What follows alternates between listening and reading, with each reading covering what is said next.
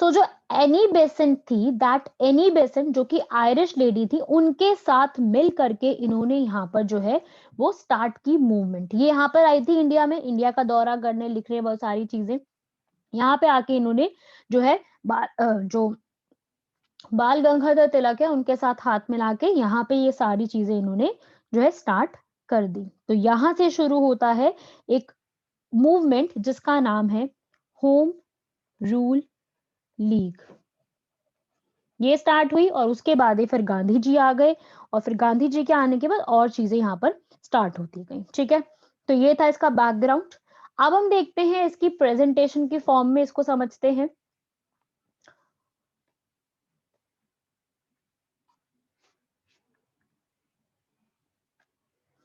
Home rule movement कहते हैं इसको, होम रूल लीग कहते हैं। यहाँ पे आप देखोगे कांग्रेस पार्टी स्प्लिट हो चुकी है। ठीक है, 1907 में, ये आप पढ़ चुके हो। बाल गंगाधर तिलक जी को 1908 से 1914 के बीच में कहाँ भेज दिया गया? मंडाले जेल के अंदर।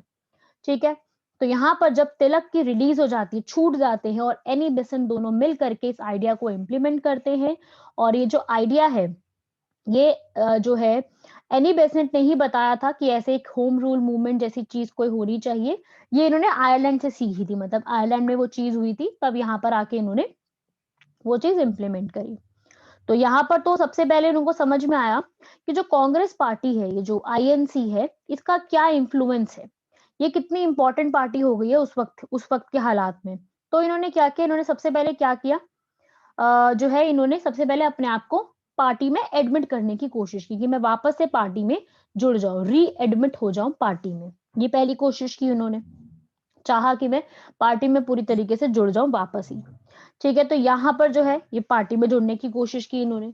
फिर उसी के चलते यहाँ पर जो है दिसंबर 1915 का जो सेशन हुआ था, ठीक है, यहाँ पे क्या हुआ, डिसाइड कर लिया गया कि जो एक्सट्रीमिस्ट है, एक्सट्रीमिस्ट याद है ना, गरम दल, गरम दल में कौन है? लाल बाल पाल। तो जो बाल गंगाधर तिलक है उनको यहाँ पर वापस से जगह पार्टी में मिल गई, मतलब जो स्प्लिट हुआ था, जो टूट गई थी पार्टी, वो वापस से जुड़ गई। ठीक है, एक्सट्रीमिस्ट वापस से ज्वाइन यहाँ पर हो गए। ठीक है, तो यहाँ पर जो बेसेंट, एनी बेसेंट और तिलक है, इन लोगों ने जो है वो उनको ये मना नहीं पाए कि हम होम रूल जैसी कोई चीज स्टार्ट करें। तो इन्होंने क्या किया, अपने खुद से यहाँ पर एक जो है होम रूल लीग मूवमेंट यहाँ पर स्टार्ट करी। दोनों ने अपने तरीके से दो होम रूल मूवमेंट लॉन्च की गई थी। एक करी एनी बेसेंट ने, एक करी तिलक ने। क्वेश्चन क्या आता है कि तिलक ने कहा लॉन्च की थी और बेसेंट ने कहा लॉन्च की थी? तो तिलक ने जो लॉन्च की थी, वो लॉन्च की थी अप्रैल में 1916 में। कहां पे की थी? ये उन्होंने महाराष्ट्र का जो रीजन है, बेलगांव वाला रीजन। बेलगांव, तो मुझे सबसे पहले आप लोग ये बताइए, हमने बेलगांव क्यों पढ़ा था? एक बार याद कीजिए, हम इस टॉपिक को पढ़ चुके हैं बेलगांव के। बेलगांव वर्ड क्यों पढ़ा? जल्दी से मुझे टेक्स्ट पे, चार्ट में, ऑप्शन में जल्दी से ये आंसर बताइए कि हमने ये टॉपिक में क्यों पढ़ा था, बेलगांव वर्ड किस कंटेक्स्ट में और क्यों पढ़ा था? जल्दी बताएंगे सब लोग, क्यों पढ़ा था हमने ये बेलगांव वर्ड? किसी को नहीं याद आ रहा?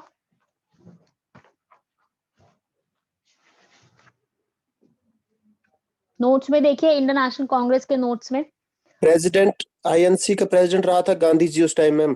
एग्जैक्टली, गांधी बेलगांव के जी जो सेशन। है, बिल्कुल, Gandhi ji became the president of Indian National Congress. बिल्कुल सही, 1924, बिल्कुल सही। जिन्होंने भी लिखा है बिल्कुल सही। ठीक है, यहाँ पर जो है प्रेसिडेंट रहे थे, यहाँ पर गांधी जी जो है पहली बार प्रेसिडेंट बने थे 1924 में। उसके बाद तो वो जेल चले गए थे। 1924 में वो प्रेसिडेंट हुए थे एक बार, जो कि बेलगांव था। ठीक है, उस जगह पे वो प्रेसिडेंट बने थे। तो यहाँ पे क्या हुआ, बेसिकली जो है ये जो बेलगांव में उन्होंने स्टार्ट करी तिलक ने। ठीक है, बेसिक जो होम रूल लीग का काम था वो ये था, होम रूल का मतलब सेल्फ गवर्नमेंट। आपने क्या अचीव करनी है? सेल्फ गवर्नमेंट को ये लोग अचीव करना चाहते थे। तो दोनों ने अपने अपने तरीके से जो है यहाँ पर इस चीज को लॉन्च किया। तो यहाँ पर जो है एनी बेसेंट ने कहाँ पे लॉन्च की, लिख लीजिएगा, मद्रास में। ठीक है, साउथ में स्टार्ट की। और तिलक ने महाराष्ट्र के एरिया में स्टार्ट की होम रूल लीग मूवमेंट। सब लोगों ने यहाँ पर बेसिकली स्टार्ट किया। उसके बाद तिलक ने जो है, बाल गंगाधर तिलक, उन्होंने इस चीज के हेडक्वार्टर दिल्ली में भी स्थापित किए थे। चलो पहले एक बार एनीस बेसिन के बारे में थोड़ा सा देखते हैं, क्वेश्चन आ सकता है। आयरिश लेडी थी, बताया ना, आयरलैंड से बिलोंग करती थी। आयरलैंड में इन्होंने यहाँ पर जो है एक सोसाइटी है, इस पे क्वेश्चन आ चुका है, थियोसॉफिकल सोसाइटी से कौन सा पर्सन जुड़ा हुआ है। ये आप देख सकते हो यहाँ पर, ये लेडी की फिगर, ये थी वो एनी बेसेंट। थियोसॉफिकल सोसाइटी एक सोसाइटी थी जो कि कॉलोनल कर्नल ऑकलेट एंड मैडम ब्लावेस्की ने बनाई थी, ठीक है, आयरलैंड में, उसका ये हिस्सा थी, ठीक है, थियोसॉफिकल सोसाइटी का ये पार्ट थी, इंपॉर्टेंट पॉइंट है। फिर जब ये भारत आई, भारत में आके इन्होंने एक तो सबसे पहला काम क्या किया, इन्होंने होम रूल मूवमेंट स्टार्ट की। दूसरा, इन्होंने एक जो आज के समय में हम कहते हैं ना बनारस हिंदू यूनिवर्सिटी, जो बनारस में है यूपी में, आज के समय में कहते हैं ना BHU, बनारस हिंदू यूनिवर्सिटी, ये इन्होंने ही मिलकर के एस्टैब्लिश कराई। ये क्वेश्चन कल जो है, कल नहीं, परसों एक एग्जाम हुआ था जो कि यूपीएससी कंडक्ट कराती है। यूपीएससी डिफेंस फोर्सेस में जाने के लिए एक एग्जाम देती है, CDS, जिसे हम कहते हैं कंबाइंड डिफेंस सर्विस। इस एग्जाम में ये क्वेश्चन आया है। ये क्वेश्चंस, एग्जैक्ट क्वेश्चन जो मैं अभी बता रही हूँ, ये वाला पॉइंट, ये यूपीएससी के CDS एग्जाम में आया है, ठीक है। अभी ही क्वेश्चन आया है कि जो बनारस हिंदू यूनिवर्सिटी है वो किन लोगों ने मिलकर एस्टैब्लिश की। तो ये जो है दो लोगों ने मिलकर एस्टैब्लिश की, एक एनी बेसेंट और दूसरा नाम आपने सुना होगा मदन मोहन मालवीय, उन्होंने मिलकर इसको एस्टैब्लिश करा, ठीक है। ये क्वेश्चन ये एग्जाम में आ चुका क्वेश्चन है और कई बार आ चुका ये क्वेश्चन, तो इसको याद रखिएगा। बनारस हिंदू यूनिवर्सिटी, या इसको सेंट्रल हिंदू यूनिवर्सिटी पहले नाम था, आज के समय में तो इसका नाम बनारस हिंदू यूनिवर्सिटी कर दिया गया है, बिकॉज ऑफ द रीजन कि ये बनारस में है और हिंदू की प्रॉपर यूनिवर्सिटी है इसलिए, ठीक है। तो यहाँ पर बस ये याद रखिएगा, इसके बारे में छोटा सा पॉइंट है, ज्यादा बड़ा कुछ नहीं है इसके अंदर, सिंपल सिंपल सी चीजें हैं। अब इसके बाद एनी बेसिन के बारे में थोड़ा सा देखा, अब आगे बढ़ते हैं और पॉइंट्स की तरफ, इन्हीं में आगे चीजें बढ़ते हैं। इनके ऑब्जेक्टिव भी आपको समझ आ गए, काम क्या है, सेल्फ गवर्नमेंट चाहिए, गवर्नमेंट अपनी बनानी है और कॉन्फिडेंस लोगों में लेके आना है कि वो अब जो है लड़ाई लड़ सके, आगे की लड़ाई बढ़ने के लिए कॉन्फिडेंस लेकर के आना है। और जो पॉलिटिकल पार्टीज इतनी ठंडी पड़ी हुई है ना, उनमें वापस से रिवाइवल लाना है, उनको वापस से उठाना है, ठीक है। तो ये ऑब्जेक्टिव आप देख सकते हो, कुछ नहीं है, बहुत सिंपल से वही जो बताइए वही है। सेल्फ गवर्नमेंट है, पॉलिटिकल एजुकेशन लोगों में लानी है, कॉन्फिडेंस लाना है, रिवाइव करना है, पॉलिटिकल रिप्रेजेंटेशन लानी है इंडियंस के लिए, ताकि इंडियंस भी उठ के जरा डिमांड करें और चीजें समझें। उस चीज के लिए जो इतने टाइम से शांत पड़ी है चीजें, उनको थोड़ा सा उठाया जाए और थोड़ा एक वापस से लोगों में आग भरी जाए एक तरीके से। तो यहाँ देखोगे, दो होम रूलिंग मूवमेंट, ये इंपॉर्टेंट है, ये दोनों पॉइंट। तिलक ने कहा लॉन्च करी, बेलगांव। बेसेंट ने कहा लॉन्च करी, मद्रास। ये दोनों इंपॉर्टेंट है, ठीक है। और ये अप्रैल सितंबर इंपॉर्टेंट नहीं है, ईयर इंपॉर्टेंट है और किसने कहां पे लॉन्च करी ये इंपॉर्टेंट है। तिलक की जो पूरी लीग थी, ये पूरे महाराष्ट्र के लिए थी, बेलगांव में, ठीक है, बेलगांव महाराष्ट्र में, तो पूरे उस एरिया में थी। सिर्फ उन्होंने बॉम्बे छोड़ दिया था, क्योंकि बॉम्बे जो एरिया है वो ब्रिटिशर्स का खास एरिया था, तो उन्होंने छोड़ दिया था वो एरिया, ठीक है। बाकी जो है बेसेंट जो है, एनी बेसेंट बाकी जगह कर रही थी। तिलक ने अपनी जो लीग है उसको पूरा दिल्ली में भी एस्टैब्लिश कराया, धीरे धीरे ब्रांचेस बना ली, करते करते बहुत सारी हो गई, ठीक है। तो यहाँ पर काफी सारी उन्होंने करी यहाँ पर, लेकिन दोनों लीग्स ने एक दूसरे में वो नहीं किया, मतलब दूसरे एक दूसरे में दोनों लीग एक दूसरे के अंदर मिक्स नहीं हुई, दोनों ने अपने अपने काम के, ताकि कोई भी एक दूसरे से डिस्टर्ब ना हो। तो उसके चलते इन्होंने यहाँ पर जो है मर्ज नहीं करा दोनों लीग को, दोनों ने अपना अपना काम किया। तिलक और बेसेंट दोनों ने समझदारी से अपना अपना काम यहाँ पे खत्म किया। एक्टिविटीज ये करते क्या थे, मतलब इनका काम में होता क्या था, डिमॉन्स्ट्रेशन करना, प्रदर्शन लगाना, ठीक है, लोगों में एगिटेशंस भरना, लोगों में एक इतने कहते उबाल भरना, आजादी के लिए जो है आजादी के भाषण देना, आजादी रिलेटेड चीजें लोगों को समझाना, चीजें बताना, वो सारी चीजें करते थे, भाषण देना, पब्लिक मीटिंग्स ऑर्गेनाइज करना और उसमें बहुत बड़ी बड़ी स्पीचेस देना, फियरी स्पीचेस, बहुत तगड़ी तगड़ी स्पीचेस देना, ठीक है। और ताकि लोगों में बस एक उबाल आ जाए कंट्री के अंदर, ताकि लोग जो है क्या कर ले कि बस वो वापस से हिल जाए करने के लिए। उन्होंने इतना ज्यादा कर लिया था कि एनी बेसेंट को जो है सीधा जाकर के फिर अरेस्ट भी कर लिया गया था, ठीक है, ये इंपॉर्टेंट नहीं है, बाद में रिलीज भी कर दिया गया था, ठीक है, इतना इंपॉर्टेंट पॉइंट नहीं है। ये कोई मास मूवमेंट नहीं थी, कोई बहुत बड़े लेवल पे मूवमेंट नहीं लगी गई, छोटी छोटी जगह पे की गई सिर्फ, ठीक है। बाकी जो मुस्लिम्स थे, एंग्लो इंडियंस थे, उन्होंने ज्यादा इसका सपोर्ट नहीं किया था, इस मूवमेंट में ज्यादा लोग जो है जुड़े नहीं थे, ठीक है। अब इसमें से और क्या क्वेश्चंस बन सकते हैं इस टॉपिक से आपको, जो पहले आपको बताए थे कहाँ स्टार्ट की, किसने स्टार्ट की, कुछ 2-3 पॉइंट एनी बेसेंट के बारे में, उन पे क्वेश्चंस आ सकते हैं, उस टॉपिक पे आपके क्वेश्चंस पूछे जाते हैं।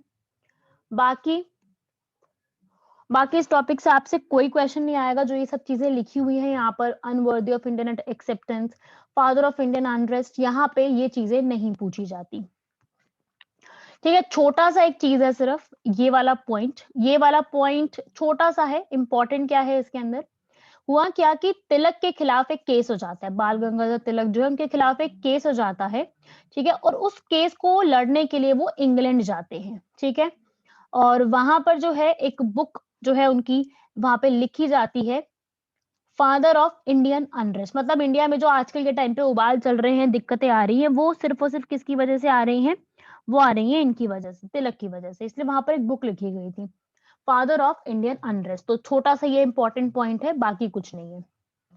तिलक वो केस भी हार जाते हैं, और यहाँ पे तिलक है नहीं, और बेसेंट जो है वो यहाँ पर इतने बड़े लोगों को अकेले संभाल नहीं पा रही है, तो इसके चलते जो है ये पूरी मूवमेंट यहाँ से सीधी सीधी अब खत्म होने लगती है। तो होम रूल मूवमेंट धीरे धीरे यहाँ से खत्म होने लगती है, और यहाँ पर इतना कुछ होने के बाद जो है इधर अब किसकी एंट्री हो जाएगी, महात्मा गांधी जी की एंट्री होगी प्रॉपरली।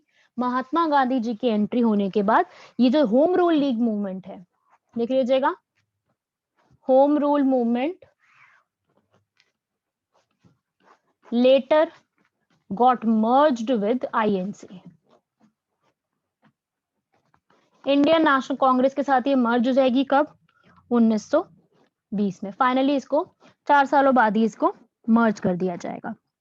यहाँ पे ज्यादा लोगों ने सपोर्ट नहीं किया, ना मुस्लिम्स ने, ना एंग्लो इंडियंस ने, ब्राह्मण्स ने, इन सब लोगों ने यहाँ पर सपोर्ट ही नहीं किया इनको ज्यादा, तो जिसके चलते यहाँ पर जो है ये मूवमेंट ज्यादा चल ही नहीं पाई, चली सिर्फ अपने ही एरियाज में, और कुछ लोगों ने ज्वाइन भी किया, कुछ लोगों ने इसको प्रॉपरली ज्वाइन नहीं किया, जिसके चलते ये मूवमेंट जो है ज्यादा लंबी चल नहीं पाई। तो यहाँ पर जो है ये होम रूल मूवमेंट खत्म होती है। क्वेश्चंस क्या आते हैं इस टॉपिक से एक बार देखो, क्वेश्चंस आते हैं कहाँ पे हुई, कब कौन से ईयर में हुई, सीक्वेंस आ सकता है, कौन सीक्वेंस लगाओ, पहले क्या इवेंट हुआ, फिर कौन सा हुआ, सूरत स्प्लिट कब हुआ, और स्वदेशी मूवमेंट कब हुई, किसके बाद क्या हुआ, और क्या क्वेश्चन आते हैं यहाँ पर, कब स्टार्ट की गई होम रूल लीग मूवमेंट के ऑब्जेक्टिव क्या थे। फिर आता है एनी बेसेंट के ऊपर, मैंने आपको एक और पॉइंट बताया था इसके अंदर पहले की क्लासेस में, कि जो एनी बेसेंट है ये हमारे इंडिया की इंडियन नेशनल कांग्रेस की प्रेसिडेंट भी बनती है, फर्स्ट फीमेल प्रेसिडेंट।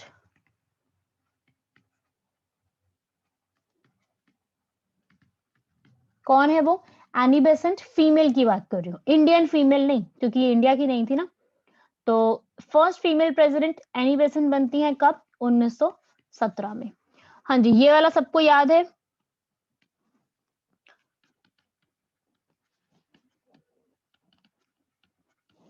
सबसे पहले एनी बेसेंट, सरोजिनी नायडू, सरोजिनी नायडू 1925, और तीसरी,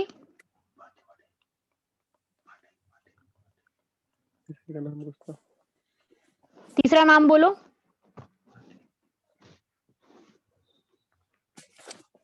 लिखवाया हुआ ये सारी चीजें क्लास में बताई थी मैंने कि कौन बनते हैं यहाँ पर,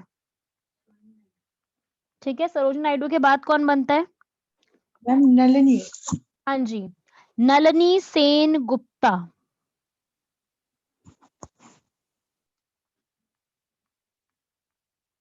लिख लीजिए इसको,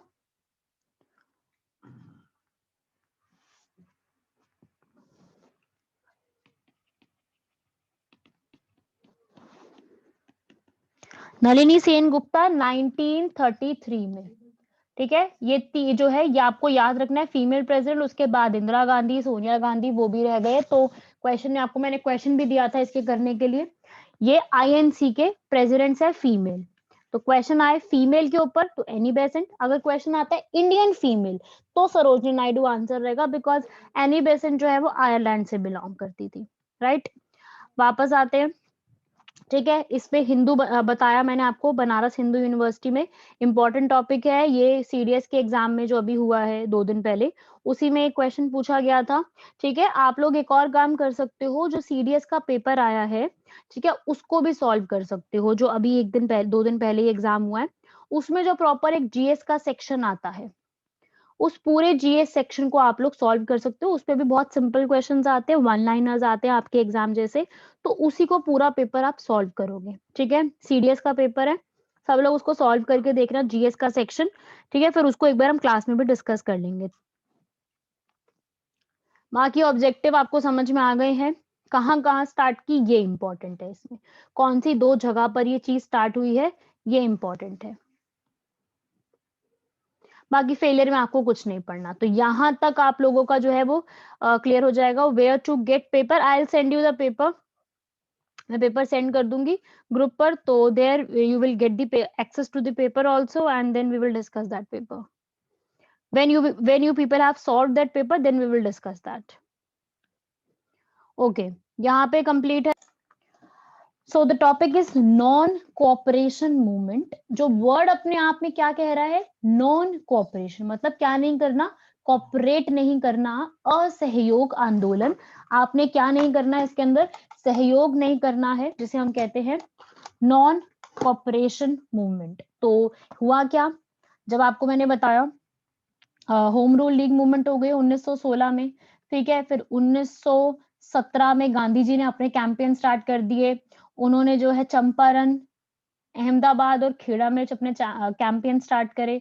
ठीक है, उसके बाद फिर जो है 1919 में रॉलेट एक्ट आया, और उसके बाद फिर जलियांवाला बाग हत्याकांड हो गया। फिर उसके बाद 1920 आता है। 1920 में सबसे इंपॉर्टेंट काम जो होता है वो गांधी जी की नॉन कोऑपरेशन मूवमेंट। कोऑपरेशन है मतलब सहयोग, सहयोग नहीं करना, नॉन वर्ड है। ठीक है, तो नॉन कोऑपरेशन, ये देखो आप इस पिक्चर में गांधी जी खड़े हैं और लोगों को गाइड कर रहे हैं। ठीक है, वो खड़े होकर के सब लोगों को समझा रहे हैं चीजों के बारे में, दोनों पिक्चर्स के अंदर। ठीक है, ये लोग उनसे मिले हैं, ये उस वक्त की पिक्चर्स हैं स्ट्रगल मूवमेंट की, जब वो लोग जो है इसमें कर रहे थे कि कैसे इनको डायरेक्ट करना है, कैसे उनको यहाँ से समझाना है, बताना है कि हम मूवमेंट में करने क्या वाले हैं बेसिकली। तो वो इसके अंदर इन्होंने यहाँ पर लोगों को समझाई वो चीजें। तो यहाँ देखो, ये आपको पता ही है, रॉलेट एक्ट, जलियांवाला बाग, जिसके चलते जो है हमारे पूरे भारत में और पंजाब में बहुत जो है बवाल मच गया था। उसके बाद फिर आती है एक 1919 में मोंटेगू चेम्सफोर्ड रिफॉर्म्स, 1919 में। ठीक है, मोंटेगू चेम्सफोर्ड के दो ये हैं पर्सन है, चेम्सफोर्ड तो उस वक्त के वाइसराय हैं, और मोंटेगू है सेक्रेटरी ऑफ स्टेट उस समय के। वो लोग लेकर के आते हैं, और जिसकी वजह से लोगों को कुछ पसंद नहीं आता, उसके एक्ट में जो जो बातें लिखी होती है लोगों को बिल्कुल पसंद नहीं आती है। फिर उसके बाद आपको मैंने बताया था कि जो जनरल डायर है, जनरल डायर के जो एक्शंस थे उसको मतलब खत्म करने के लिए, जो उनके डायर ने जो किया था गलत जलियांवाला बाग में, उसको खत्म करने के लिए हंटर कमीशन अपॉइंट की जाती है। याद होगा आप लोगों को, हंटर कमेटी यहाँ पे अपॉइंट की जाती है गवर्नमेंट द्वारा, वो भी कुछ खास करती नहीं है। तो यहाँ से लोगों के बीच में बहुत जबरदस्त जो है बवाल उठा होता है। तो यहाँ पे क्या करती है ब्रिटिश की जो सरकार है, वो यहाँ पर उनके खिलाफ जो है, गांधी जी कहते हैं कि हम एक पीसफुल तरीके से और नॉन वायलेंट तरीके से, मतलब वायलेंस नहीं करेंगे, बिल्कुल भी वायलेंस नहीं होगी, शांतिपूर्वक तरीके से हम लोग जो है एक मूवमेंट लॉन्च करेंगे। क्या बोला, इंडियंस को क्या किया गया कि जो भी आपको यहाँ पर टाइटल्स मिले हैं ना, आपको जो जो बड़े बड़े टाइटल्स मिले हैं, जैसे कि गांधी जी को महात्मा का टाइटल मिला था, और रविंद्रनाथ टैगोर को नाइटहुड का टाइटल मिला था, ये और जितने भी लोग थे जिनको टाइटल्स मिले हैं, वो अपने टाइटल्स गिव अप कर दो, रिलिंक्विश कर दो, मतलब गिव अप कर दो, वापस कर दो, लौटा दो। और जितने भी आपको चीजें यहाँ पर मिली है, गवर्नमेंट जॉब मिली हुई है, उन सबसे रिजाइन करो, खत्म करो, सबको छोड़ छुड़ा करके सिर्फ मूवमेंट पे ध्यान दो। जो भी गवर्नमेंट के स्कूल्स हैं, उन गवर्नमेंट के स्कूल से आप क्या करो, अपने बच्चों को बाहर निकालो, स्कूल्स और कॉलेजेस से निकाल लो, मतलब शांति तरीके से, कोई हल्ला गुल्ला नहीं मचाना है, पर रिजाइन देना, वहां से पीछे होने शुरू हो जाओ। फॉरेन गुड जो भी आप खरीदते हो सबसे बहिष्कार करो, बॉयकॉट करो और सिर्फ इंडिया के बनाए हुए गुड्स खरीदो, जो इंडिया में बन रहे हैं, जो हमारे लोग बना रहे हैं। इलेक्शंस जो है उसमें कोई पार्टिसिपेट नहीं करेगा, ना ही कोई ब्रिटिश की आर्मी में जाकर के सर्व करेगा। ठीक है, ये सब चीजें जो है यहाँ पर प्लान की गई कि हमें ऐसी ऐसी चीजें जो है यहाँ पर इम्प्लीमेंट करनी है। अगर उन्होंने सोचा कि अगर ये सारी चीजें हो जाती हैं तो हम क्या करेंगे, लोग जो है टैक्सेस देना भी बंद करेंगे, तो हम लोग यहाँ पर जो है स्वराज, सेल्फ गवर्नमेंट की डिमांड शुरू कर देंगे, हम ये सब चीजें यहाँ पर शुरू कर देंगे। सिर्फ नॉन वायलेंट तरीके, हम कोई वायलेंस नहीं करने वाले, कोई बहुत बड़ी वायलेंस नहीं करेंगे, नॉन वायलेंट तरीके से सारी चीजें हम यहाँ पे करने वाले हैं। तो उन्होंने सब चीजें बोला। गांधी जी ने कहा कि अगर हम ये चीजें करने में सफल हो जाते हैं, हम प्रॉपरली ये चीजें कर पाते हैं, तो हम एक ही साल में जो है यहाँ पर अपने आप को ब्रिटिशर्स से छुटकारा पा सकते हैं, ऐसा उन्होंने कहा था। बट हो नहीं पाई थी प्रॉपर तरीके से, चीजें जैसे प्लान की थी वैसी तरीके से चीजें हो नहीं पाई थी। ठीक है, फिर क्या हुआ, यहाँ पर जो है धीरे धीरे मूवमेंट चलाई गई, बहुत बड़े स्केल पे मूवमेंट चली, हुआ सब कुछ हुआ, मूवमेंट काफी बड़ी चली। ठीक है, लोगों ने जो प्लान किया था काफी चीजें की उसके तरीके से, सारी चीजें नहीं की वैसी, बट काफी चीजें उस तरीके से की भी इन्होंने यहाँ पर। लेकिन फिर क्या हुआ, धीरे धीरे जो है उनको जो गांधी जी थे उनको ये मूवमेंट यहाँ से वापस लेनी पड़ी। क्यों लेनी पड़ी, क्योंकि 1922 में क्या होगा ना, 1922 में क्या हुआ, यहाँ पर एक इंसिडेंट हो जाता है, चोरी चोरा इंसिडेंट। क्या है इस इंसिडेंट में, होता क्या है कि यूपी का जो जगह है गोरखपुर, ठीक है, यूपी में एक जगह है गोरखपुर, वहां पे क्या होता है, कुछ लोग जो है, कुछ भीड़ भाड़ होती है, मॉब का मतलब क्या होता है, क्राउड, कुछ बहुत एक ना उग्रवादी जिसे कहते हैं ना, बड़े एक मतलब प्लान्ड तरीके से उग्रवादी लोग जो है, उन्होंने क्या गलती कर दी यहाँ पर, उन्होंने यहाँ पर एक तरीके से यहाँ पर एक एक जो है लोगों ने मिलकर के 22 पुलिस ऑफिसर्स को जो है पुलिस स्टेशन में आग लगा दी, क्योंकि पुलिस रोक रही थी। तो पुलिस और लोगों के बीच में यहाँ पर लग गई, एक बहुत बड़ा एक मतलब वायलेंट हो गया यहाँ पर। ठीक है, जो कि होना नहीं चाहिए था, क्योंकि गांधी जी का क्या प्लान था कि हमने कुछ भी वायलेंट नहीं करना, कहीं पर भी कोई खून खराबा, कहीं पर भी कुछ और कुछ होगा ही नहीं, यहाँ पर सिर्फ और सिर्फ शांति से हम लोग यहाँ पर काम कर रहे हैं। तो शांति से तो हो नहीं पाया ये चीज थोड़ी सी यहाँ पर गलत हो गई। इस बात से अपसेट होके, नाराज होके गांधी जी ने क्या किया, अपने इस मूवमेंट को वापस ले लिया कि यहाँ पर अहिंसा के रास्ते नहीं अपनाने। तो चोरी चोरा इंसिडेंट आपको याद रखना है। ठीक है, तो ये एक साल में तो अचीव नहीं कर पाए, पर गांधी जी जो थे उन्होंने इस मूवमेंट को कॉल ऑफ कर दिया, मतलब मना कर दिया, ये मूवमेंट वापस ले ली, क्योंकि वो चाह रहे थे कि अहिंसा के रास्ते से सब चीजें हों, पर अहिंसा के रास्ते से जो है लोगों ने हिंसा कर दी है ना, वायलेंट हो गए, लड़ाई झगड़े कर लिए, आग लगा दी, बहुत सारे लोगों की डेथ हो गई इसमें, जिसके चलते इन्होंने यहाँ पर जो है खत्म कर दिया। और बहुत सारे लीडर्स इस बात से भी नाखुश थे कि भाई क्यों किया ऐसा, जो भी यहाँ पर हो रहा है वो किया क्यों ऐसा। सीआर दास और मोतीलाल नेहरू, मोतीलाल नेहरू कौन है, जवाहरलाल नेहरू के फादर। तो जवाहरलाल नेहरू जी के जो फादर हैं मोतीलाल नेहरू, उन्होंने भी क्या जो है इसके अगेंस्ट है कि वापस नहीं लेनी चाहिए मूवमेंट, वापस पूरी करो इस मूवमेंट को, पूरा यहाँ पर हमें करना चाहिए। यहाँ पे बहुत सारे लोग थे, ठीक है, इसके अंदर सीआर दास, जवाहरलाल नेहरू भी इंक्लूडेड थे, सुभाष चंद्र बोस जी भी थे, मोतीलाल नेहरू भी थे, लाला लाजपत राय भी थे, सरदार वल्लभ भाई पटेल भी थे, बहुत सारे लोग इसके अंदर जुड़ रहे थे।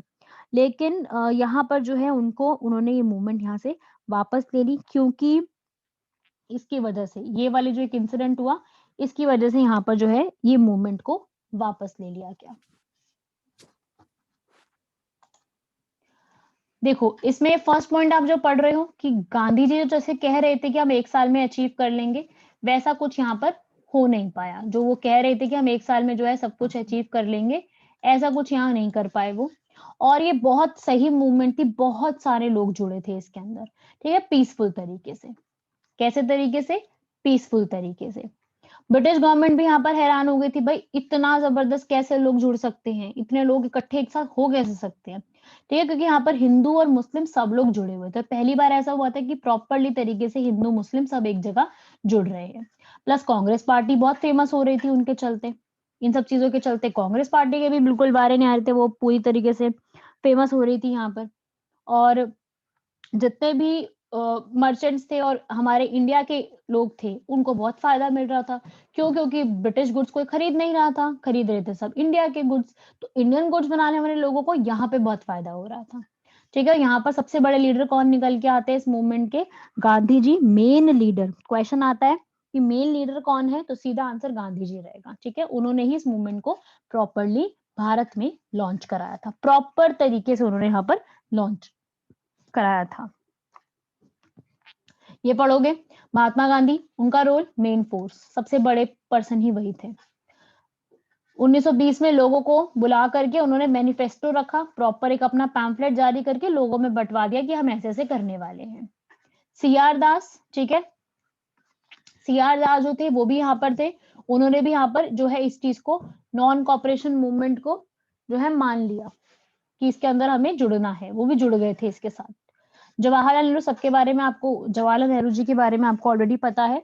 जवाहरलाल नेहरू जो है उन्होंने किसान सभा जो है यहाँ से बनाने की जो है स्टार्ट करी कि हमें किसान सभा जैसी चीजें होनी चाहिए किसानों के लिए, ठीक है। वो इस बात के अगेंस्ट थे कि गांधी जी क्यों ले रहे हैं जो मूवमेंट है वापस क्यों ले रहे हैं, इस मूवमेंट को वापस नहीं लेना चाहिए।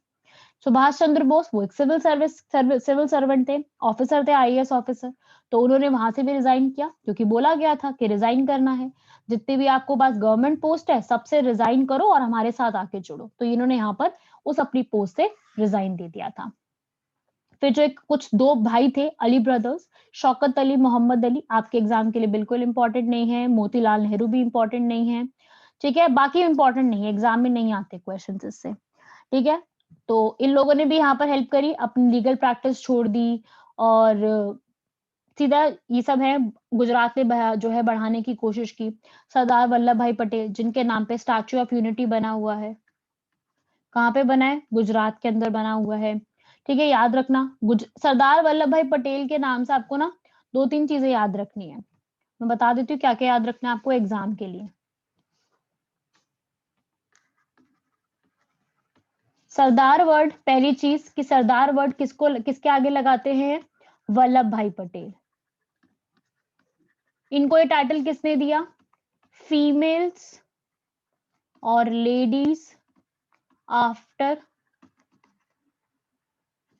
बरदौली सत्याग्रह। एक सत्याग्रह हुआ था बहुत बड़ा, बरदौली सत्याग्रह। उसके बाद जो है लेडीज जो थी वहां की, उन्होंने उनको सरदार कह करके बुलाया था, जिसके चलते उनका नाम सरदार रख दिया गया था, सरदार वल्लभ भाई पटेल। इन्हीं के नाम पे आपका जो है स्टैच्यू ऑफ यूनिटी भी बना हुआ है।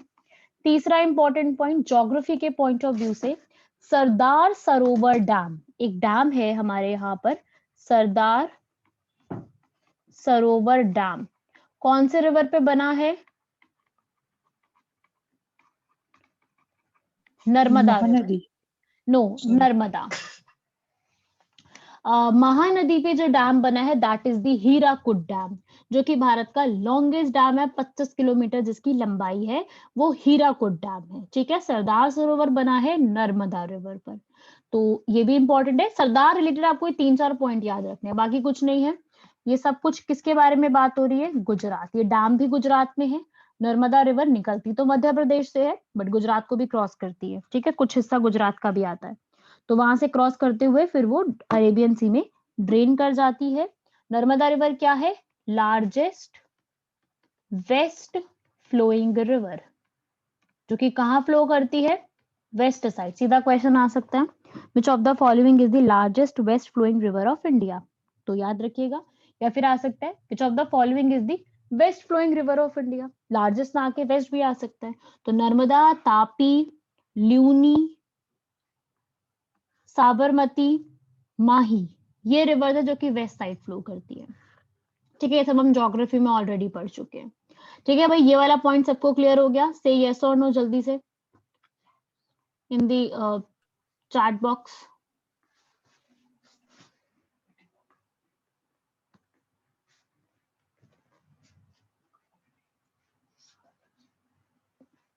ठीक है,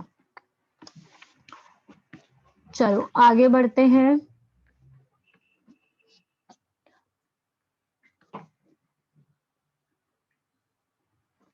तो ये था अब तो पहले नॉन कॉपरेशन मूवमेंट और सरदार वल्लभ भाई पटेल के बारे में कुछ इंपॉर्टेंट पॉइंट जिनसे क्वेश्चन बन सकते हैं। अब ये तो मूवमेंट जो है मतलब एक आंदोलन टाइप जो है, ये आंदोलन काफी ज्यादा फैला, काफी बड़े स्केल पे फैलता गया भारत में, लेकिन इसको विदड्रॉ कर लिया गया।